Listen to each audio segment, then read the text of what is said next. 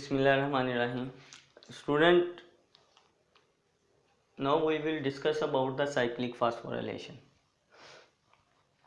अब हम cyclic phosphorylation को डिस्कस करेंगे इसमें, लेकिन थोड़ा सा चेंज हमें नज़र आएगा इसमें साइक्लिक फास्फोराइलेशन के अंदर। पहले तो साइक्लिक फास्फोराइलेशन को हमने यही कहा है कि हमें ना तो इसका कोई स्टार्टिंग पॉइंट नज़र आता है और ना इसका कोई एंडिंग पॉइंट नज़र आता है। एक साइकिल में ये रिएक्शन हमें नज़र आ रहा होता है। और दूसरे नंबर पे इसमें जो चीज़ यहाँ पे नज़र आ रही होती है वो आपके पास फास्फोराइलेशन, मैंने जैसे लास्ट लेक्चर में भी आपको बताया था कि production of ATP, formation of ATP और the production of ATP, that is called the phosphorylation और द एडिशन ऑफ फास्फेट। इसमें अब एक तो चीज़ हमने ये देखनी है कि हमें फोटोसिंथेसिस के अंदर लाइट डिपेंडेंट रिएक्शन में ये दो स्टेप क्यों करने पड़ते हैं, हमें नॉन साइक्लिक में क्यों जाना पड़ता है और हमें साइक्लिक में क्यों जाना पड़ता है। एक बात आपने यहाँ पे याद रखनी है कि नॉन साइक्लिक जो फास्फोराइलेशन प्रोसेस है that is a predominant process, मतलब प्लांट के अंदर ज़्यादा जो हमें नज़र आता है प्रोसेस चलता हुआ वो नॉन साइक्लिक फास्फोराइलेशन है। साइक्लिक फास्फोराइलेशन कब होता है और क्यों होता है? साइक्लिक फास्फोराइलेशन प्रोसेस तब होगा in under certain conditions. Plant के अंदर अगर आपके पास एटीपी की प्रोडक्शन कम हो गई है, for example non cyclic phosphorylation चल रहा है और नॉन साइक्लिक में अंडर सर्टन कंडीशन के आपके पास एटीपी की प्रोडक्शन जो है वो स्लो हो गई है, और लेकिन NADPH2 जो है ये कंजक्टिव बनता जा रहा है, तो हमारे पास एक्यूमुलेशन जो है वो NADPH2 की नज़र आना शुरू हो जाती है और ATP जो है वो कम मिकदार में नज़र आ रहा होता है तब। तो जब ये कंडीशन प्लांट के अंदर होती है कि ATP की प्रोडक्शन का लो हो जाना और NADPH2 की प्रोडक्शन का एक्यूमुलेट या ज़्यादा हो जाना, ज़्यादा हो के एक्यूमुलेशन स्टार्ट हमें नज़र आ जाए, एक्यूमुलेशन नज़र आना शुरू हो जाए, तो तब आपके पास जो रिएक्शन स्टार्ट हो जाता है कुछ देर के लिए, वो आपके पास साइक्लिक फास्फोराइलेशन रिएक्शन जो है वो स्टार्ट कर देता है प्लांट अपने अंदर। जैसा कि हमें ये भी इस चीज़ का अंदाज़ा कि क्लोरोप्लास्ट के अंदर ये रिएक्शन हो रहा है, क्लोरोप्लास्ट के अंदर ये थैलाकॉइड मेम्ब्रेन के ऊपर ये रिएक्शंस हो रहे हैं, तो उधर ही आपके पास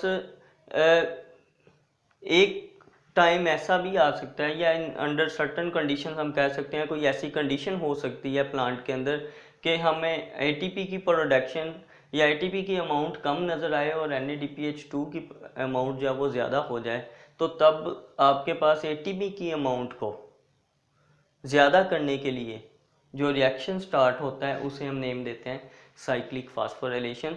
तो एक बात आपने ये याद रखनी है कि यहाँ पे आपको इस चीज़ का समझ आ गई कि एटीपी जस्ट साइक्लिक फास्फोराइलेशन में जो एनर्जी प्रोड्यूस होगा, एनर्जी एलिमेंट, वो एटीपी की फॉर्म में होगी।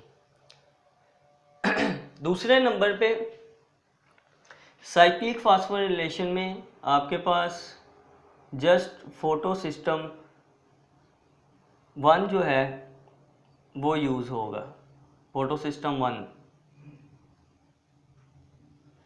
एक ही फोटो सिस्टम यूज़ होता है, जबकि हमने नॉन साइक्लिक फास्फोराइलेशन में देखा था तो उसमें दोनों फोटो सिस्टम रोल प्ले कर रहे थे। उसमें फोटो सिस्टम 2 भी रोल प्ले कर रहा था, फोटो सिस्टम 1 भी रोल प्ले कर रहा था, जबकि साइक्लिक फास्फोराइलेशन में जस्ट एक ही फोटो सिस्टम रोल प्ले करता है। तो रीज़न मैंने आपको बताई कि ये हमें cyclic phosphorylation short term reaction भी इसे कहते हैं कि ये कुछ देर के लिए प्लांट इसे स्टार्ट कर देता है, फिर जैसे ही एटीपी की प्रोडक्शन पूरी हो जाती है, एटीपी की अमाउंट पूरी हो जाती है, तो रिएक्शन जो है वो दोबारा नॉन साइक्लिक की तरफ आ जाता है। दूसरे नंबर पे एक और भी रीज़न हो सकती है कि इसमें जो नॉन साइक्लिक फास्फोराइलेशन है उसमें हमारे पास जो चेन है वो ज़रा लेंथी चेन और टाइम पीरियड उसमें एटीपी की प्रोडक्शन में बनते वक्त टाइम पीरियड थोड़ा ज़्यादा लगता है। मतलब एक लेंथी चेन उसमें नज़र आती है नॉन साइक्लिक के अंदर। एटीपी की प्रोडक्शन हमें जल्दी चाहिए होती है, लेकिन वो हमारे पास बनने में थोड़ा टाइम लगना होता है। तो इस वजह से भी जब ज़्यादा जल्दी प्लांट को एटीपी की प्रोडक्शन रिक्वायर्ड होती है, तो तब आपके पास भी साइक्लिक जो है वो फास्फोराइलेशन प्रोसेस स्टार्ट हो जाता है।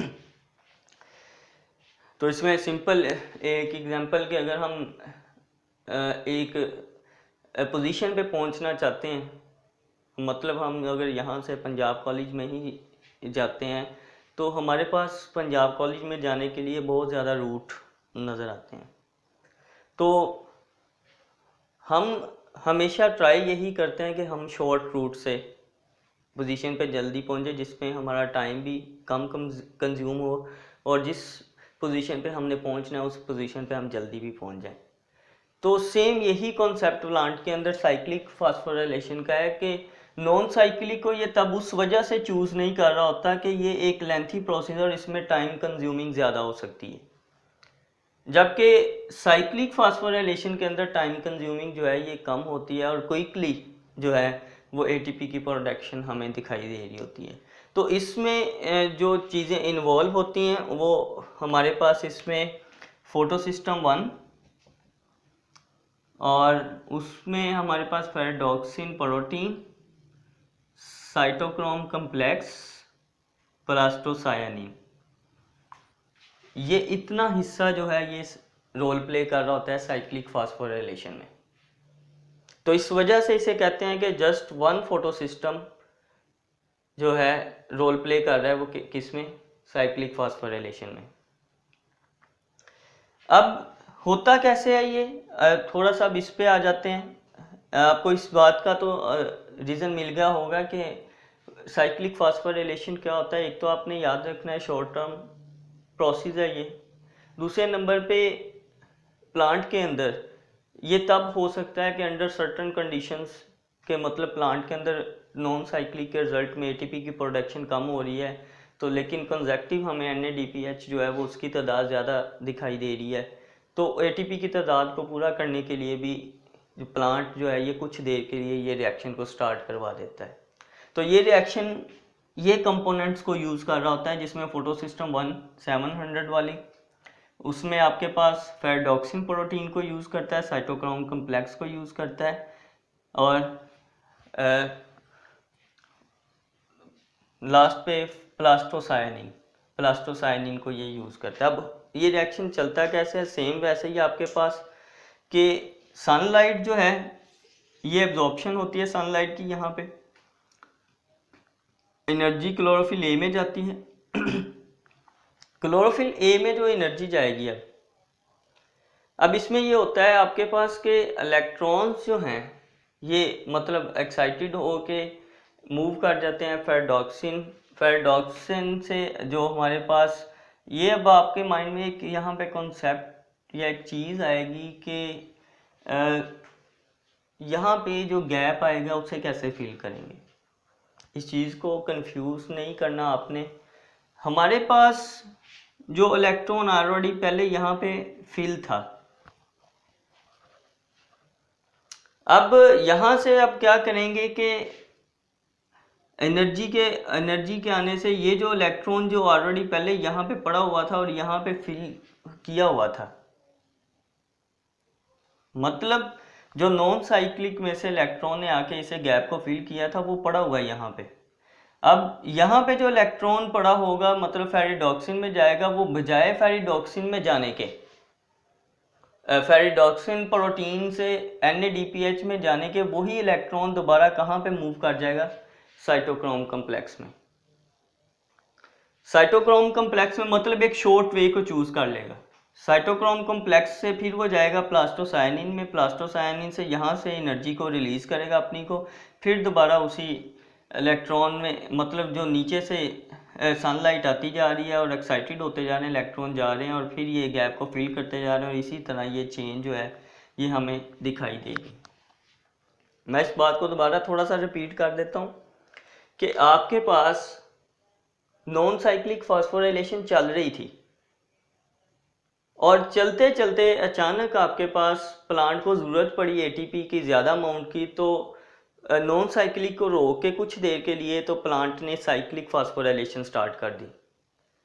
अब जो चल रही थी वो तो अपना इलेक्ट्रॉन एक देती आ रही थी और एक सीक्वेंस चलता जा रहा था। अब जो आपके पास यहाँ पे इलेक्ट्रॉन फेराडॉक्सिन में पहुंचा हुआ था वो बजाय यहाँ पे जाने के NADPH रिडक्टेज में वो दोबारा मूव कर जाता है साइटोक्रोम कम्प्लेक्स के अंदर।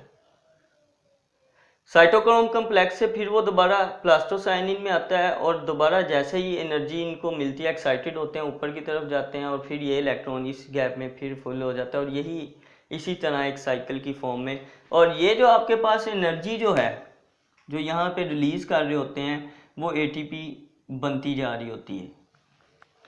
और अब हमें इसमें जस्ट इस रिएक्शन के अंदर जो फॉर्मेशन नज़र आ रही है किस चीज़ की नज़र आ रही है, वो ATP की नज़र आ रही है। और ये रिएक्शन तब तक चलता रहेगा जब तक ATP की डेफिशिएंसी पूरी नहीं हो जाएगी प्लांट के अंदर। और जैसे ही ATP की डेफिशिएंसी पूरी हो जाएगी तो ये रिएक्शन स्टॉप होकर दोबारा नॉन साइक्लिक कंडीशन में रिएक्शन जो है वो स्टार्ट हो जाएगा। अब एक और भी इसमें रीज़न जो आपके पास आ सकती है कि जब ATP की प्रोडक्शन कम हो जाएगी, नॉन साइक्लिक फास्फोराइलेशन चल रहा है, ATP की प्रोडक्शन कम हो गई है, NADPH2 जो है वो ज़्यादा तादाद में बन रहे हैं, तो जब दोनों में से एक चीज़ भी कम हो जाती है तो आपके पास जो नेक्स्ट रिएक्शन चलना होता है जिसे हम डार्क रिएक्शन या लाइट इंडिपेंडेंट रिएक्शन कहते हैं वो स्लो हो जाता है।